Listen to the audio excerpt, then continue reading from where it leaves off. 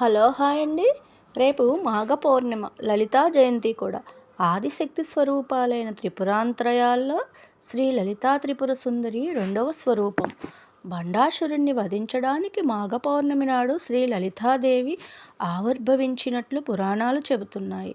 లలితా జయంతి మాఘ పౌర్ణమి కావటం మరో విశేషం. మాఘము అంటే యజ్ఞం, యజ్ఞయాగాదులు చేయడానికి పవిత్రమైనది మాఘమాసం.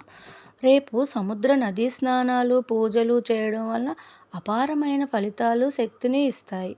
రేపు మాఘ పౌర్ణమి, దీనినే మహామాఘి అని కూడా అంటారు. బాయ్ అండి.